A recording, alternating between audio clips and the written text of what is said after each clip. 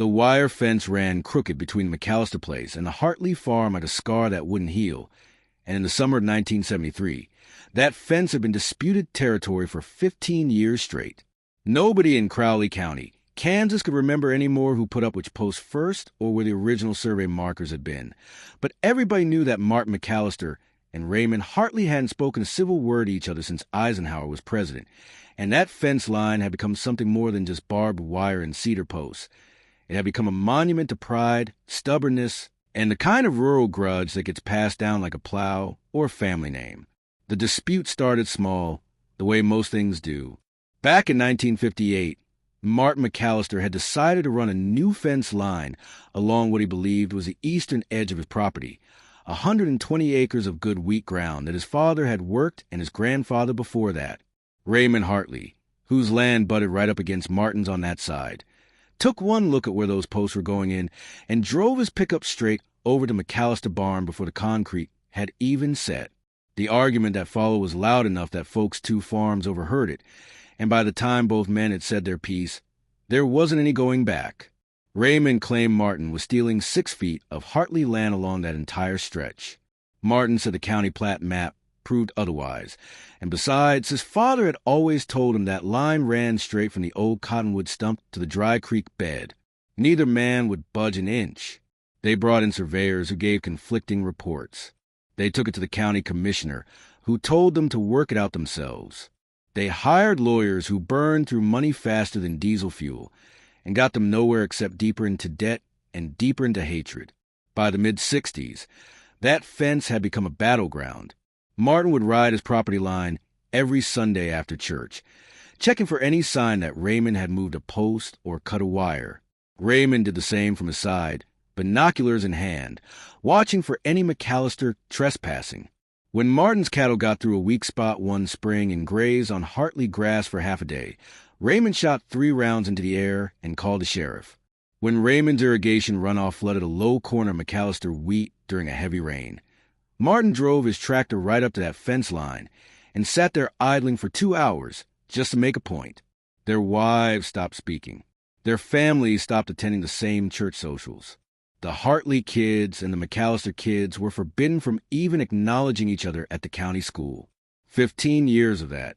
15 years of checking fence lines, nursing grievances, and letting good land and good years get poisoned by a dispute that nobody outside the 2 families even cared about anymore. And if you've ever watched 2 stubborn men dig into positions they can't back out without losing face, you know how it goes. It doesn't matter if they're wrong. It doesn't matter if they're hurting themselves more than each other. It only matters that they don't give the other man the satisfaction of winning. That's the trap that pride sets, and Martin McAllister and Raymond Hartley were caught in it deeper than a truck in spring mud. Now, before we go any further, I want to hear from you. Have you ever seen a neighbor dispute that went on for years over something that started small? Maybe a property line, maybe a tree, maybe just bad blood that nobody could quite remember the start of? Drop a comment and tell me about it. Because this kind of thing isn't just fiction. It's as real as rust on a gate hinge, and I bet some of you have stories that would curl my hair. And if you're just finding this channel, go ahead and hit that subscribe button, because we dig deep into the kind of rural American stories that don't make the evening news, but say more about who we are than anything you'll see on TV. By 1973, both men were in their late 50s, worn down by years of farming, worn down by years of hating each other, and worn down by the weight of a grudge that had long since stopped making sense. But neither one would admit it. Martin McAllister's health was starting to fail. High blood pressure, a heart that skipped beats when he got worked up, which was often. Raymond Hartley had arthritis in his hands so bad that he could barely grip a wrench some mornings, and the farm work was getting harder every year. Both men had sons in their early 20s. Martin's boy was named Tom, a tall, quiet kid with his mother's steady temperament and his father's strong back. Raymond's son was named Jesse, built like a bull, good with machinery, and about as interested in feuding as he was in wearing a necktie. Tom McAllister and Jesse Hartley had grown up knowing they weren't supposed to talk to each other. They'd pass each other at the feed store, at the gas station, at the grain elevator, always with a nod so small you'd miss it if you blinked, always careful not to be seen being friendly because their fathers would raise hell they found out, but they weren't their fathers. Tom didn't care about 6 feet of dirt that might or might not belong to his family. Jesse didn't see the point in spending his life glaring across a fence line. They both knew the feud was nonsense, but neither one of them had figured out how to say so without dishonoring their old man. It was a hot afternoon in late July, the kind of day when the wheat's already been cut and baled, and the earth just bakes under a sky so blue it hurts to look at. Tom was out fixing a water line in the south pasture, working alone because his father was laid up in the house with chest pains that the doctor said were serious enough to warrant rest, which for a man like Martin McAllister might as well have been a death sentence.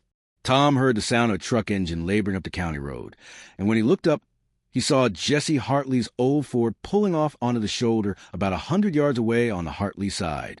Jesse got out, stood there a minute looking at the fence, then started walking along it slow, hands in his pockets, the way a man does when he's thinking hard about something.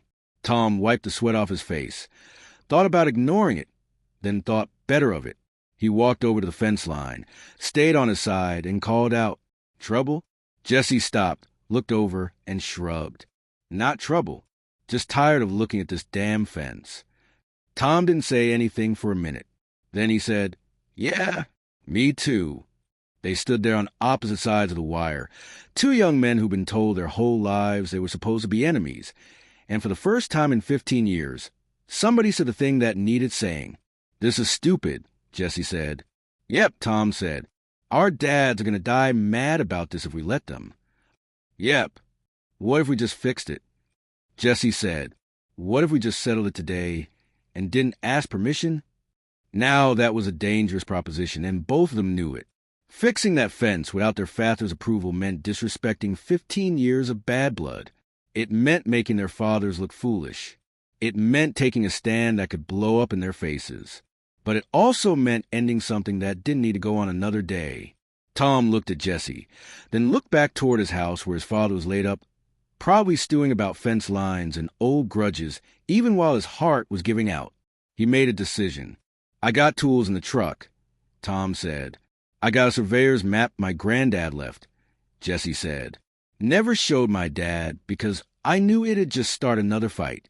But it's got the original markers on it, dated 1891, and I'm pretty sure it proves neither one of our dads was right." "Where does it say the line is?" "About 3 feet onto what we've been calling Hartley land. Your dad was close. Mine was wrong, but not 6 feet wrong." Tom thought about that. "So we pull up the fence and put it where it's supposed to be, split the difference on the work." "That's what I'm thinking," Jesse said. "Our fathers are going to lose their minds." "Probably," Jesse said, "but maybe that's what needs to happen." They shook hands across the wire, and then they got to work. Jesse went back to his truck and came back with a rolled-up piece of paper in a protective tube, old and yellowed but still legible. They spread it out on the hood of Tom's truck and matched it up with the landmarks. The cottonwood stump that was barely there anymore, the dry creek bed, a limestone outcrop that hadn't moved in 1,000 years. The map didn't lie. The original fence line had been about 3 feet into what Raymond Hartley had been claiming was his for 15 years. Martin McAllister had been closer to right, but he'd still been off just enough to keep the argument alive. They started pulling posts. It was hard work, the kind that makes your back scream and your hands blister even through gloves. They didn't talk much, just worked steady through the heat, pulling old cedar posts that had been in the ground so long the earth didn't want to let them go, coiling up rusty barbed wire, tossing in the truck bed to haul off later. Tom brought his tractor over, and they used a chain to yank out the posts that wouldn't budge by hand. By mid-afternoon, they had a quarter mile of fence down, and they started putting it back up where it belonged. 3 feet over, straight as a plumb line, new posts set in concrete, wire pulled tight and stapled clean. Now here's where you need to understand something. Farm work like this doesn't go unnoticed. Raymond Hartley, who'd been watching that fence line like a hawk for 15 years, saw him moving out there around 3 in the afternoon and grabbed his binoculars. When he saw his own son out there working side by side with McAllister, pulling up his fence, he about had a stroke. He got in his truck and roared out there so fast he left a dust cloud you could see from the highway. Martin McAllister, who was supposed to be resting, heard the truck engine and the shouting before his wife could stop him from getting up. He made it out to the porch, saw what was happening, and came down off that porch slower than he should have, gripping the railing, but he came. By the time both fathers made out to that fence line, Tom and Jesse had about half the work done. Raymond was red-faced and shouting. Martin was pale and breathing hard, but just as furious. They both started in on their sons at the same time, voices overlapping, accusations flying, the same old arguments trotted out again like they were fresh. What the hell do you think you're doing? You got no right to move that fence. That's my property line. That's 15 years of work you're tearing down. Tom McAllister didn't say a word. He just walked over to his truck, picked up the old surveyor's map, unrolled it, and held out to his father. Jesse did the same with Raymond. This is the original plat. Tom said, from 1891. Granddad Hartley had it. It shows the real line. We're putting the fence where it belongs. Martin McAllister stared at that map like it was written in a foreign language. Raymond Hartley did the same. For a long minute, neither man spoke. They just stood there in the July heat, breathing hard, looking at a piece of paper that proved they'd both been wrong, or at least not entirely right, for 15 years. You had no business doing this without asking, Martin finally said, but his voice didn't have the fire it usually did. You wouldn't have said yes, Tom said. Neither of you. You'd have fought about it another 15 years and died mad. We decided that wasn't going to happen. This fence line's been disputed since before you were born, Raymond said to Jesse. Yeah, Jesse said, and it's done now. You could see both older men struggling with it, struggling with the fact that their sons had taken the choice out of their hands, struggling with the fact that they'd wasted 15 years, struggling with the pride that wouldn't let them admit they'd been fools. Martin looked at Raymond. Raymond looked at Martin. Neither man apologized. Neither man shook hands. But something in the air shifted, just a little. 3 feet, Martin said quietly. I was 3 feet off. I was more than that, Raymond said, just as quietly. They stood there a while longer. Then Raymond turned and walked back to his truck without another word. Martin did the same, heading slowly back toward his house. One hand pressed his chest. But neither man tried to stop the work. And that was as close to permission as Tom and Jesse were going to get. They finished the fence line by evening, the sun going down red and orange over the wheat stubble, the new wire gleaming in the last light. When they were done, they stood back and looked at it, and it was straight and clean and right where it belonged, and it didn't belong to McAllisters or the Hartleys. It just was. Think they'll ever talk to each other again? Jesse asked. Don't know, Tom said, but at least we won't have to spend our lives doing this. They shook hands again, and this time it wasn't across a fence line. This time there was no wire between them, no dispute, no grudge. Over the next few weeks, something strange happened.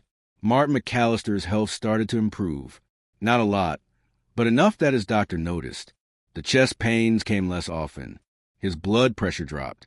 It was like a weight had been lifted, even if he'd never admit what that weight was. Raymond Hartley's hands loosened up a little too, enough that he could work a full day without wincing every time he gripped a tool. Maybe it was coincidence. Maybe it was just the relief of not having to carry hate around anymore. But the fence stood where it was supposed to, and neither man challenged it. Tom and Jesse didn't become best friends overnight, but they started nodding to each other when they passed, and sometimes they'd stop and talk machinery or weather or wheat prices. When Tom needed a part for his combine that fall, Jesse had one sitting in his barn and drove it over without being asked. When Jesse's truck broke down on the county road that winter, Tom pulled over and gave him a jump without a second thought. Small things, neighbor things, the things that should have been happening all along. By the spring of 1974, Martin McAllister and Raymond Hartley still didn't speak much, but they stopped glaring at each other at the grain elevator. And one Sunday morning after church, when Martin's truck wouldn't start in the church parking lot, Raymond Hartley walked over, popped the hood, and fiddled with the battery cables until it turned over. Martin said, "Appreciate it." Raymond said, "Yep," and that was all, but it was enough.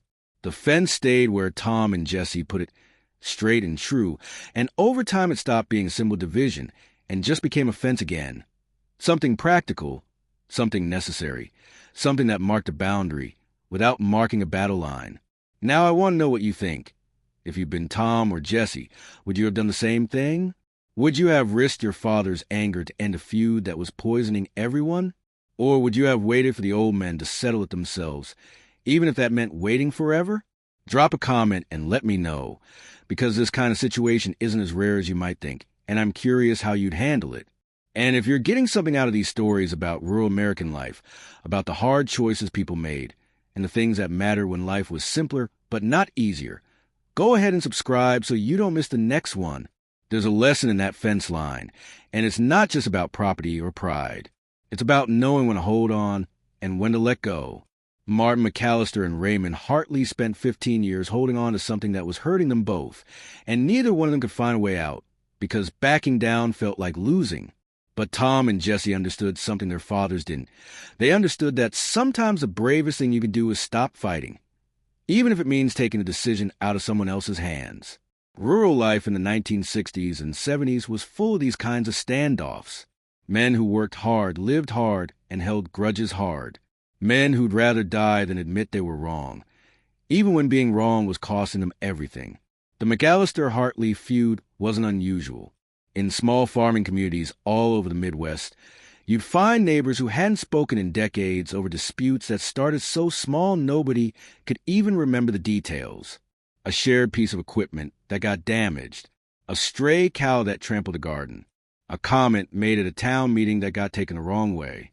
These things festered because there was no easy way out, no neutral third party to step in and fix it, and because pride ran deep in the plow cuts in a spring field. But every once in a while, the next generation found a way forward, not because they were smarter or better, but because they weren't carrying the same weight. They could see the situation for what it was, a waste of time, energy, and good land.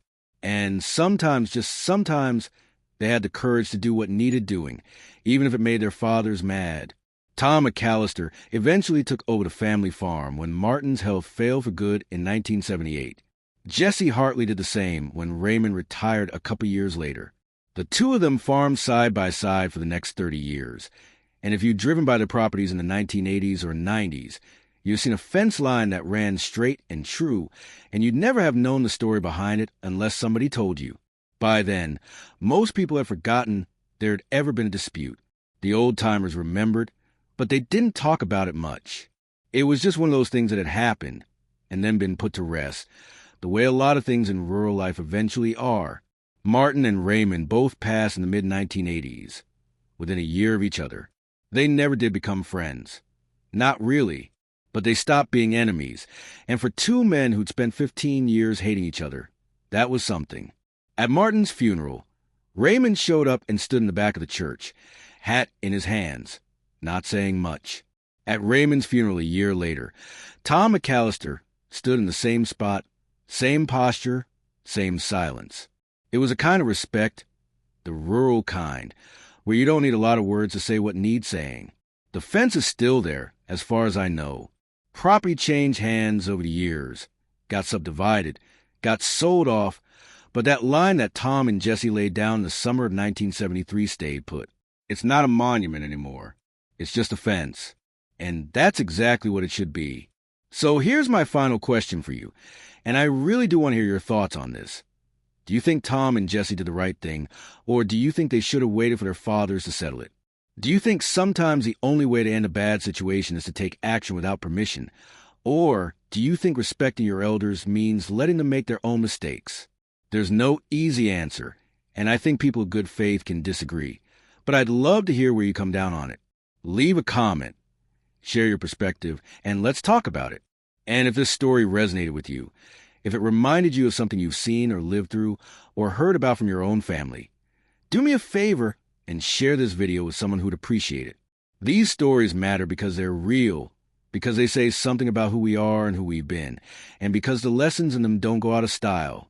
Hard work, stubborn pride, family loyalty, and the courage to break a bad cycle. Those things are timeless. One last thing before I let you go. Make sure you're subscribed to this channel if you want more stories like this. We're digging into the real history of rural America, the small dramas that shape communities, the hard choices that ordinary people faced, and the outcomes that nobody saw coming. No Hollywood polish. No fake drama. Just the truth about farm life, small towns, and the people who built this country one fence post at a time. Tom McAllister and Jesse Hartley proved something that summer. They proved that sometimes the next generation can see clearer than the one before, and that courage doesn't always look like standing your ground. Sometimes it looks like tearing down a fence that shouldn't have been there in the first place. And sometimes it looks like building a new one in the right spot, even when everyone's telling you to leave well enough alone. That fence stood as a reminder that the best way to honor your father isn't always to follow in his exact footsteps. Sometimes it's to take the road he couldn't see, to fix the mistakes he couldn't admit, and to build something better for the people coming after you. So think about that the next time you're faced with a situation that's been broken for too long. Think about Tom and Jesse, two young men with wrenches and wire cutters and surveyor's map, who decided that 15 years was long enough. And then ask yourself, what fence in your life needs tearing down, and what's stopping you from doing it today? Thanks for watching. I'll see you in the next one.